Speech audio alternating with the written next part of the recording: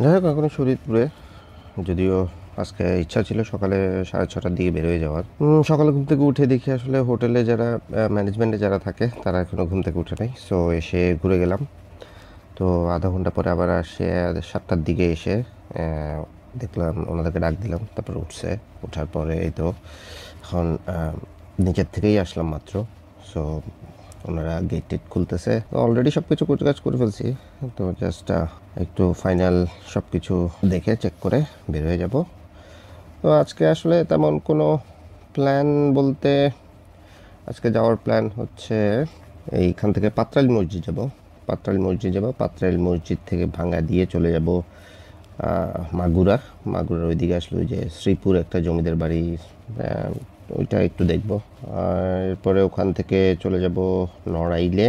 তো নড়াইলে থেকে যেতেও পারি যদি সময় থাকে, তাহলে নড়াইল থেকে সাতক্ষীরা যশোর এদিকে চলে যাব। আর যদি দেখি যে না সময় নাই, তাহলে নড়াইলে স্টে করে যাব। এই হচ্ছে প্ল্যান। সো দেখা যাক কত কী করতে পারি। Ending the log, see you in the next log.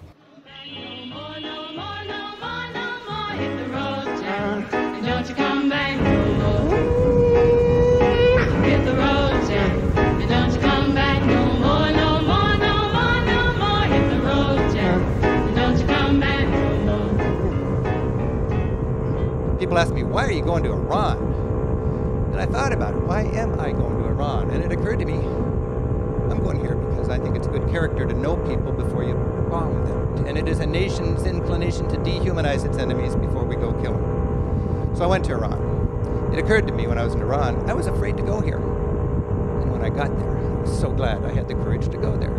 And there's a veneer of hatred there. I mean, look at the banner there. It's an 8-story tall American flag made out of dropping bombs and skulls for stars and stripes, saying "Down with America." And we've all heard about death to America and so on.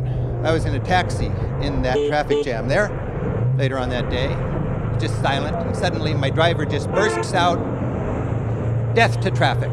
And I thought, no, wait a minute, I thought it was death to Israel or death to America. He said, right now it's death to traffic. And I said, well, what's with that? And he said, here in Iran, anytime something's frustrating to us and out of our control, we say death to that.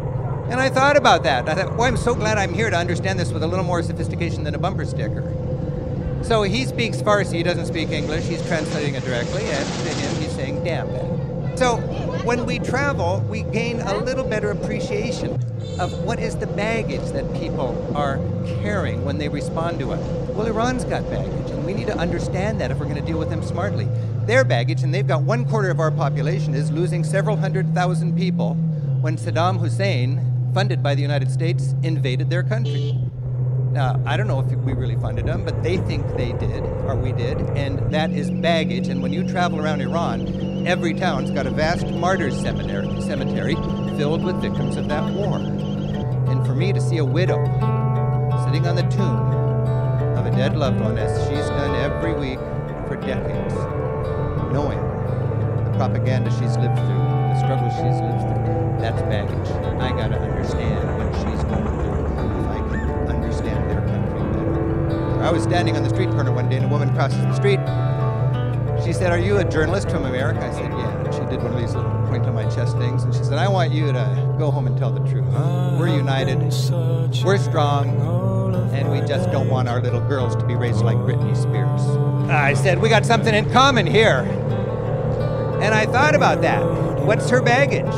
Well, you know, they grew up with the Shah on the throne. And if you grew up with the Shah on the throne back then, they were bragging the miniskirts are shorter in Paris than they are in Tehran. You don't want your little girl to become a boy toy, a crass materialist, and a drug addict. And for good reason, given her situation, she was afraid of that. I wanted to know what is the core constituency of the fear-mongering party that rules that country. And I learned.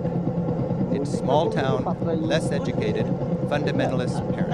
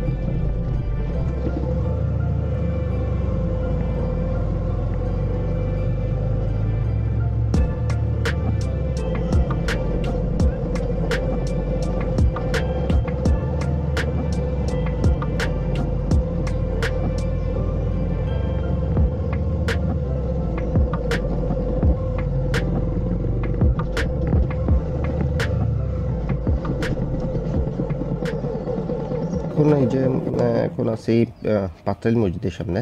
তো পাত্রাইল মসজিদ আসলে যেরকম footage দিতে পারবো ভাবছি সেই রকম অবস্থা নাই, বিকজ এখানে এই যে সামনের এই বাসটা সেগুলো একটু অর দেখা যাচ্ছে। আর তো ওই সামনে একটা দিঘিও আছে, পাত্রাইল দিঘি। এটা আসলে মোগল আমলে মনে হয় করা হয়েছিল, সেই 1400-1500 সালের দিকে আর কি এটা করছিল। এটা কোনো এক মোগল সম্রাট কি জানি নাম, ওনার গাউসুল সামথিং। আচ্ছা যাই হোক, আমি এটা স্ক্রিনে দিয়ে দিব ওনার নাম কি। সো উনি আসলে এটাকে প্রতিষ্ঠা করছিল এইখানকার যে সুপেয় পানির যে অভাব সেটা করার জন্য। সাথে সাথে এই মসজিদটাও আর কি। সো এটা প্রায় 400-500 বছরের পুরনো মসজিদ। তো এখানে এক মুরব্বী, ওনার সাথে কথা বললাম, তো উনি বললো যে এটা নাকি একটা পিলার ফেটে গেছে সামনের, আর একটা পিলারের কাজ মোটামুটি করা হয়েছে। সো আছে। তবে এটা জানতে পারলে ভালোই তো, এখানে কি পরিমাণ মানুষজন আসলে একসাথে নামাজ পড়তে পারে এটা জানতে পারলে ভালোই তো। বাট যাই হোক, সো এটা আমাদের দেশের জন্য একটা বেশ ঐতিহাসিক একটা মসজিদ। সো আই থিঙ্ক এটাকে আরও প্রপারলি টেক কেয়ার করা উচিত, এবং এখানে আসলে এইরকম প্যান্ডেল টাঙানোর আরও সুবন্ধ ব্যবস্থা এগুলো করা উচিত। না হলে মসজিদটার আসলে সৌন্দর্যটা ঠিক ফুটে উঠতেছে না আর কি। এখন এখান থেকে চলে যাব ভাঙ্গা দিয়ে শ্রীপুর জমিদার বাড়ি। পথে কোথাও নাস্তা করে নেব। Saying men should be dangerous. By dangerous, that implies I should be ready to threaten someone, to hurt somebody. No, you should be capable of it. That doesn't mean you should use it. There's nothing to you otherwise. Like if you're not a formidable force, there's no morality in your self-control. If you're incapable of violence, not being violent isn't a virtue. People who teach martial arts know this full well, right? If you learn a martial art, you learn to be dangerous, but simultaneously you learn to control it. Both of those come together. And the combination of that capacity for danger and the capacity for control is what brings about the virtue. Otherwise, you confuse weakness with moral virtue. I'm harmless, therefore I'm good. It's like, no, that isn't how it works. That isn't how it works at all. If you're harmless, you're just weak. And if you're weak, you're not going to be good. You can't be, because it takes strength to be good. It's very difficult to be good.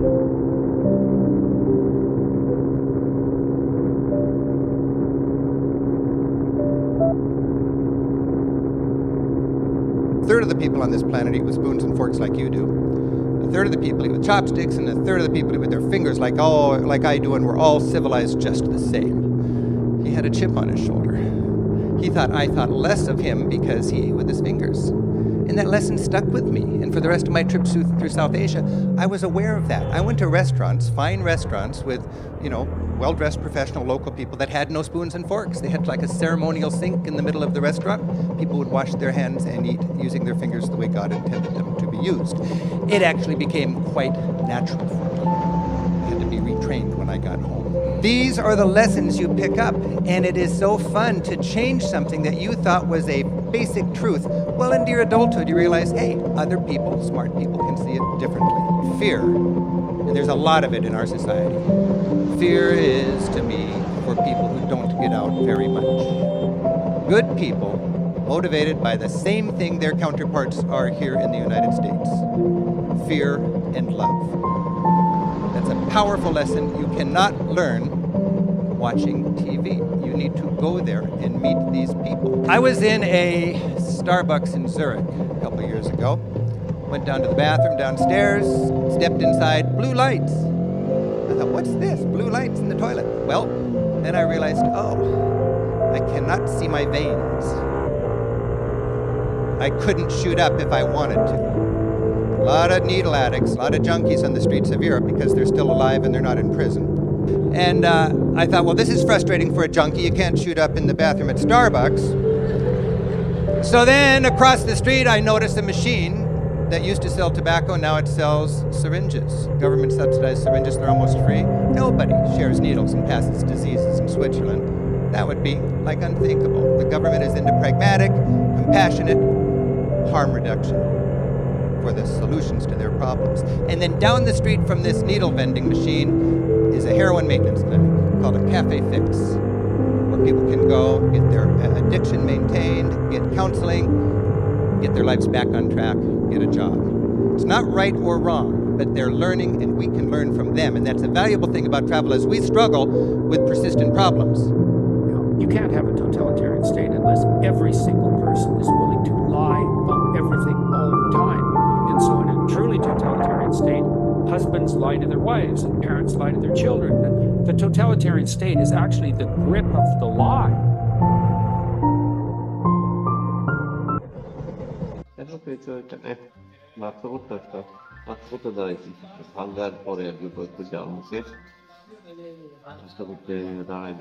নাস্তা করি নাই, hotel তো list করছি, late করছে 7টার দিকে।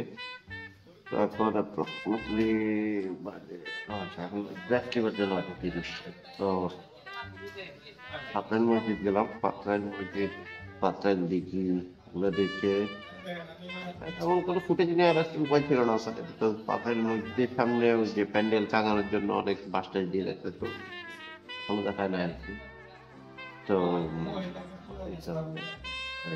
Footage নেওয়ার উপায় ছিল না। তারপরে তো ভাঙা দিয়ে এসে এখন আমি নাস্তা করতে দাঁড়ালাম। দেখি নাস্তার কি অবস্থা।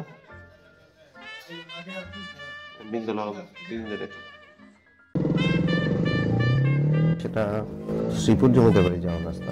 সেই রাস্তাটার আসলে অনেক ফুটেজ দিয়েছি আমি ভিডিওতে। এর কারণ হচ্ছে আসলে যদি একটু কষ্ট করে গুগল ম্যাপ চেক করেন তারা দেখবেন যে আসলে কামারখালী টু শ্রীপুর এই রাস্তাটায় কোনো স্ট্রিট ভিউ নাই। তো ভাবলাম যে রাস্তাটা সুন্দর, ভালো রাস্তা, সো এটা কিছু ফুটেজ আসলে ইনক্লুড করলে ভালো হয় আর কি। তো ভাবছিলাম যে বাঁকুড়া দিয়ে যাব, কিন্তু একটু গুগল ম্যাপ চেক করে দেখলাম যে আসলে এদিক দিয়ে কামারখালী শ্রীপুরের এই রাস্তাটার কোনো স্ট্রিট ভিউ নেই। সো ভাবলাম যে আচ্ছা যাই এই রাস্তাটা দিয়ে দেখি কীরকম। তো রাস্তাটার কন্ডিশন আসলে খুবই ভালো, রাস্তাটার আশেপাশে পরিবেশও বেশ সুন্দর, এনজয়েবল একটা রাস্তা। মধ্যবর্তী নদীর পার ঘেঁষে আসলে এই রাস্তাটা। আমি খুব বেশি দূর চালাইছি তা বলা যাবে না, আমি হয়তো হার্ডলি 10-12 কিলো চালাইছি। তারপরে আসলে লেফট সাইডে একটা বাইপাস রাস্তা কিনে গেছি। আর যতটুকুই চালাইছি রাস্তা কোথাও একটু ভাঙা ছিল না, একেবারে নিউলি পেভড একটা road, fun road, that's for sure.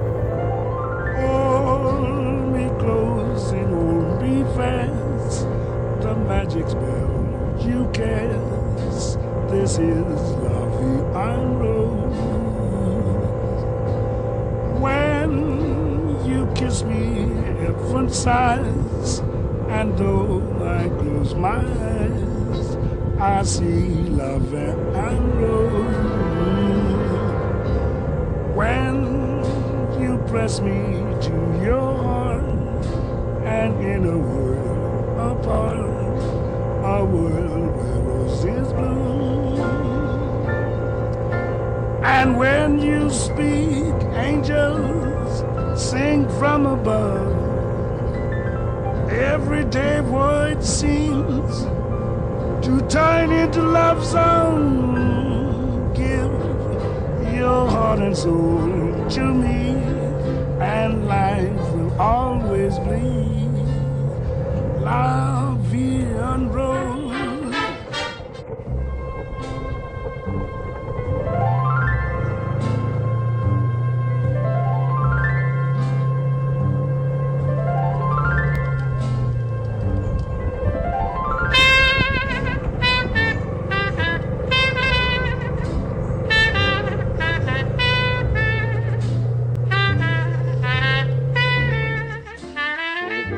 জমিদার বাড়িতে আসছিলাম, খুঁজে পেতে একটু কষ্ট হয়েছে, কারণ একটু লোকেশনটা একটু তো যাই হোক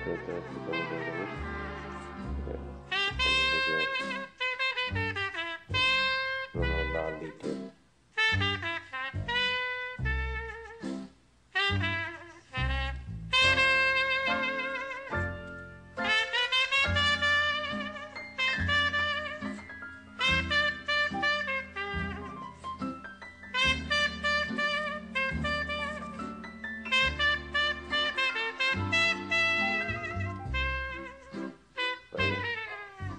এটা শ্রীপুর জমিদার বাড়ি।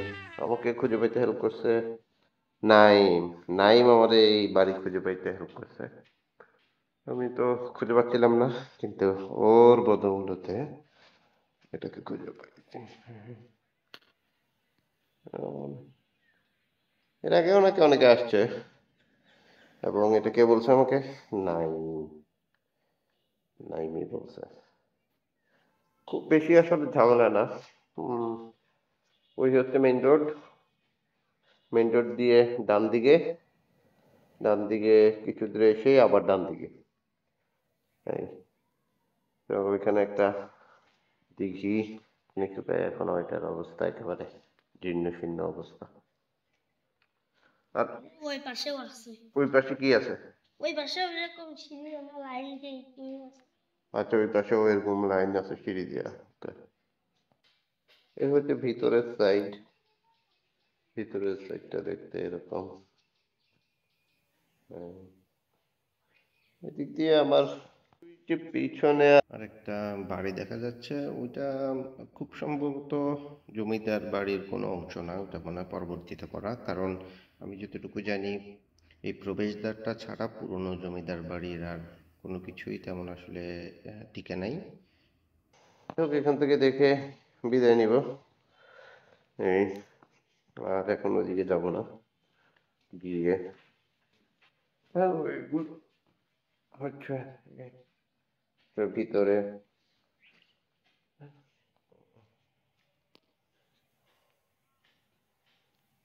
দমকা বসেছে আর কি।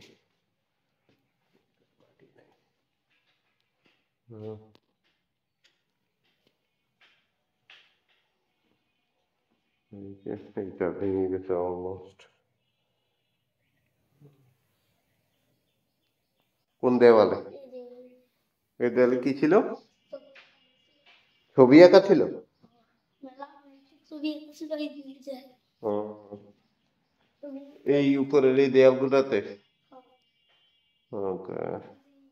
এখন এখান থেকে চলে যাবো নড়াইলে গিয়ে ওখানে যে বাদাঘাট একটা প্লেস আছে, ওইটা একটু দেখবো। দেখে যদি সময় থাকে তাহলে ওখান থেকে চলে যাবো যশোরের দিকে, বিকজ ওই চেইনের লুবের প্রবলেমটা এটা সলভ করাটা বেশ জরুরি হয়ে গেছে। আর যদি সময় না থাকে তাহলে নড়াইলে থেকে যাবো, বাকিটা দেখা যাক একটু কি করতে পারি। Great thing about travel is it connects you with people. And you know, if I'm making a tour or a guidebook or a TV show and I'm not connecting people with people, I'm kind of nervous because it's going to be a flat experience. It's people that really, you know, make your experience vital. That's the mark of a good trip. And it doesn't need to be like earth-shaking encounters. They can be just silly encounters. I was in Italy recently and I met this little kid and he was just staring at me. It was kind of rude. Finally, his dad said, "Excuse my son, he stares at Americans." I said, "Well, why is that?" And he said, "Well, last week we were at McDonald's having our hamburger, and my son, noticing the fluffy white bun, said, 'Dad, why do Americans have such soft bread?' And the dad said, 'Son, it's because Americans have no teeth.'" So I showed him my teeth, and I sort of, straightened out a little misunderstanding between peoples there. And it occurred to me there's so many misunderstandings between people, and when we travel, we straighten them out. Travel wallops my ethnocentricity. And I'm very thankful for that. It's something to celebrate. Our dream is beautiful, but so is theirs.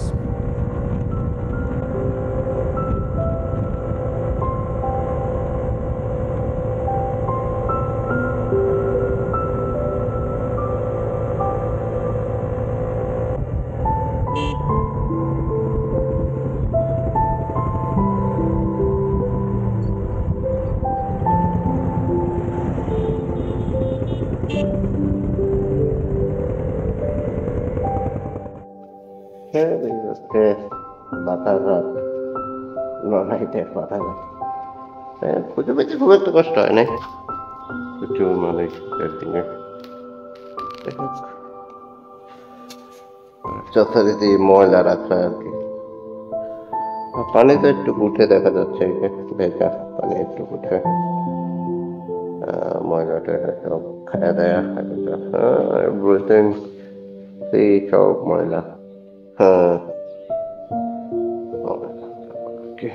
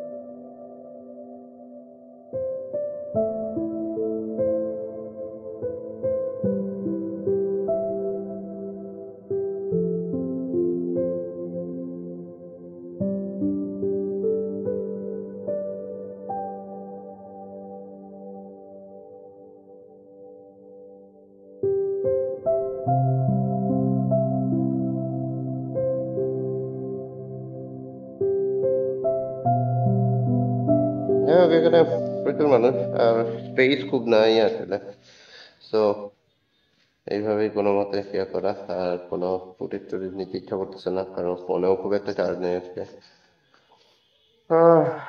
ভাবছিলাম normally থাকবো, কিন্তু এখন মনে হচ্ছে না, নয় না থেকে যশোর চলে যাই। কোনো যেটা রাইট ডিসিশন হচ্ছে কিনা, বাট দেখা যাক, জায়গা যেতে হবে ইনশাল্লাহ।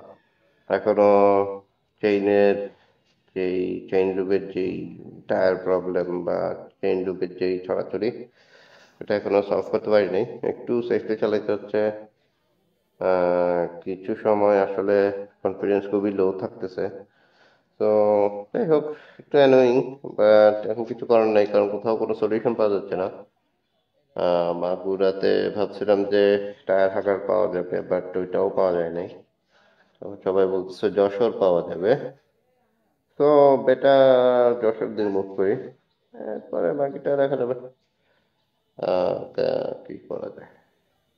এনিওয়েজ, এটা যেহেতু এখন আছি বাধাঘাট, এই যে বাধাঘাট, এনিওয়েজ নদীর পাড়ে ending the log, see you in the next log. When you travel, you have the poor reaching into your window. You can't escape it if you're traveling honestly. And for 30 years, I've had the poor reaching in my window. And it's been a powerful impact in the value of my travel. And I'll tell you, I've learned that even if you're motivated only by greed, if you know what's good for you, you don't want to be filthy rich in a desperately poor world. It's just not a pretty picture. I was down in El Salvador last Christmas. Any middle-class neighborhood has to pool its money to have an armed guard on the corner just to protect them from angry poor people. And you don't want to raise your kids behind designer fortification. Thomas Jefferson traveled, and he wrote that travel makes a person wiser, if less happy. Mark Twain traveled, and he famously wrote, "Travel is fatal to prejudice, bigotry, and narrow-mindedness." I've traveled, and travel has inspired me to be engaged and to do what I can to make a difference. In other words, it's helped me to become a better citizen of this planet. And I hope Thoughtful Travels can do the same for you. What do you say to those viewers that don't pursue their dreams and are locked in their careers because they're too afraid to take risks and pursue something meaningful? Well, most people don't have careers, man. They have jobs. And the reason you get paid for a job is because you're being asked to do things you wouldn't do unless you were being paid. Well, you should be afraid of taking risks and pursuing something meaningful. But you should be more afraid of staying where you are if it's making you miserable. It's like the first thing you want to do is dispense with the idea that you get to have any permanent security outside of your ability to contend and adapt. It's the same issue with children. It's like you're paying a price by sitting there being miserable. You might say, well, the devil I know is more than I don't. Don't be so sure of that. The clock is ticking. And if you're miserable in your job now and you change nothing, in 5 years you'll be much more miserable and you'll be a lot older. But isn't it a luxury to pursue what is meaningful? Our viewers have worked with this. They have children, they have payments and loans. It's a luxury to pursue because we lack the resources. Well, I don't remember now, I'm not talking about what makes you happy. It's a luxury to pursue what makes you happy. It's a moral obligation to pursue what you find meaningful. We set a goal, we develop a vision, and work towards it. Things inevitably get better for me. So it's not a luxury, it's difficult. It's a moral responsibility, and it isn't happiness. It's not, the pursuit isn't for happiness. It's a moral responsibility to pursue something. Absolutely.